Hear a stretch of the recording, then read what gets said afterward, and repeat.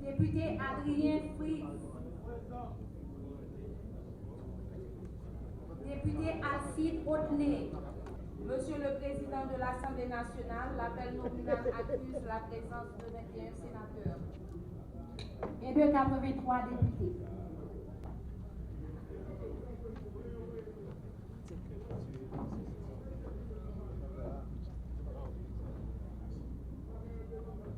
En vertu des pouvoirs qui me sont conférés, je déclare fermée la session extraordinaire et ouverte la deuxième session ordinaire de l'année législative 2017.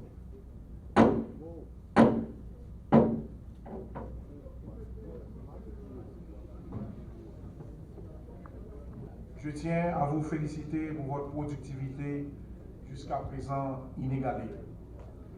Ce considérable travail législatif traduit sans aucun doute votre choix de miser sur la réussite. Pas seulement la réussite du Parlement, mais aussi et surtout la réussite d'une stratégie de développement national. Même si cette session comportera de lourds sacrifices pour chacun de nous, d'autant que les fêtes patronales s'annoncent, mais l'effort doit se poursuivre afin de voter toutes les lois figurant dans l'agenda législatif annuel. Ensemble, la 50e législature doit rejeter totalement l'absentéisme et maintenir son haut régime de travail afin de préserver la productivité qui a marqué son renouveau depuis janvier 2017. Cette session débute avec l'examen et le vote du premier budget, certes rectificatif, de l'administration Moïse Lafontaine. Dans le cadre de notre prérogative constitutionnelle de contrôle, il nous incombe de nous pencher avec métier et célérité sur ce projet de loi de finances. Dans cette optique, afin de gagner du temps, il serait utile que les deux commissions des finances et budget du Parlement s'associent afin d'analyser conjointement celui-ci, quand bien même il sera voté en chambre séparée. Cette célérité s'avère d'autant plus nécessaire qu'au 30 juin 2017, le budget 2017-2018 devra être déposé au Parlement. Chers collègues, il est à noter à langue forte que cette session législative se terminera avec la rentrée scolaire, période difficile pour la population haïtienne déjà aux abois. Nous ne voulons plus subir l'ineffable humiliation de l'armée dominicaine qui nous vient à l'aide après le passage de cyclone dévastateur. Cela nous a beaucoup dérangés. Nos ancêtres ne sont pas battus et sacrifiés pour que leurs descendants subissent un tel affront. Nous devons donc avoir nos propres forces de défense et de secours. Par ailleurs, nul n'a besoin de nous rappeler avec condescendance que nos ressources sont insuffisantes. Nous le savons déjà, mais nos forces armées nous aideront à faire augmenter nos ressources douanières, à protéger notre environnement, à nous épargner des dépenses consenties à la suite des récurrents désastres naturels. C'est-à-dire que l'armée de métier sera une force productive et rentable. Chers collègues, beaucoup de travail nous attend. Tout en accomplissant notre besoin patriotique et républicaine, nous n'oublions pas le projet de construction de notre nouvel édifice du Parlement haïtien. Comme je l'avais dit, outre les salles de séance des deux chambres, il est prévu des espaces pour les bureaux individuels des parlementaires, des salles de travail pour les commissions permanentes, bibliothèques, cafétérias et un musée. Le bâtiment du Parlement sera alors comme le Palais national ou le Palais de justice, l'un des symboles patrimoniaux de la souveraineté nationale.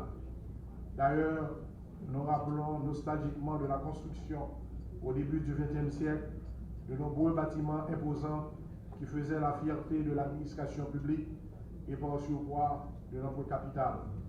Cet édifice avait su offrir un cadre fonctionnel à l'administration d'État tout en présentant Haïti comme un nouveau pays voulant entrer dans la modernité.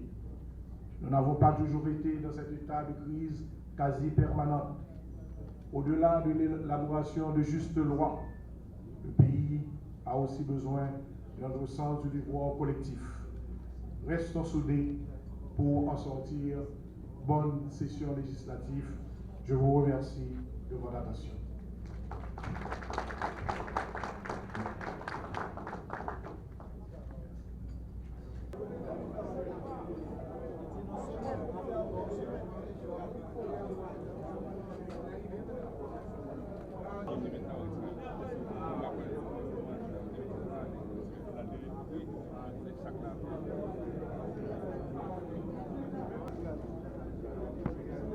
Sénateur, appelé aux affaires de l'État. Je dirige depuis le 22 mars 2017 un gouvernement composé de femmes et d'hommes dévoués à donner un sens aigu de responsabilité à l'orientation que le président de la République veut imprimer à l'histoire du pays. Interpellés par le devoir patriotique, nous mesurons la portée de nos actions et ce que chaque Haïtien nous transmette au moyen de leurs revendications, leurs demandes et leurs désirs. Aujourd'hui, c'est avec gravité et un engagement profond que nous sommes devant les élus du peuple pour répondre à cette exigence constitutionnelle. Guidés par le devoir, nous sommes ici pour consolider notre jeune démocratie. Le gouvernement réitère sa claire et indéfectible volonté de renforcer l'autorité de l'État et de défendre les institutions républicaines en aidant le président de la République, son Excellence Jovenel Moïse, à concrétiser ses promesses de campagne dont les points forts se résument en la construction d'une société plus juste, équitable et solidaire. Nous sommes aux commandes pour répondre aux attentes de nos concitoyennes et de nos concitoyens. Bien sûr, nous confirmons notre présence par les actions que nous sommes en train de mettre en œuvre pour redonner l'espoir et l'espérance à notre peuple. Pour la fin de l'exercice fiscal 2016-2017, le gouvernement Moïse Lafontaine va s'atteler à mettre le cap sur la poursuite du plan d'action gouvernemental à travers les plans d'action ministériels. À cet effet, pour mieux assurer le suivi des interventions et s'assurer qu'aucun blocage n'entrave l'opérationnalisation des programmes et des projets qui seront mis en œuvre, les mécanismes de coordination seront systématisés. Le gouvernement poursuivra ses interventions dans le secteur agricole, dans le cadre de la caravane du changement, avec les prochaines étapes, notamment le Grand Sud. La problématique de la santé publique et celle de l'éducation nationale y occuperont une place prépondérante.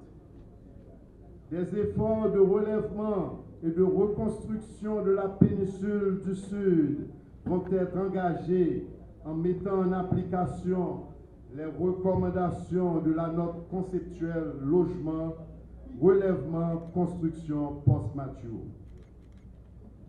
L'appui au secteur agricole par l'accompagnement des agriculteurs et des entreprises agricoles sera renforcé. Une campagne d'assainissement intégrant la construction et le curage des canaux, le gabionnage des lits des rivières sera lancée. Elle contribuera à créer des emplois temporaires dans les villes, notamment les quartiers défavorisés. Honorables Président de l'Assemblée nationale,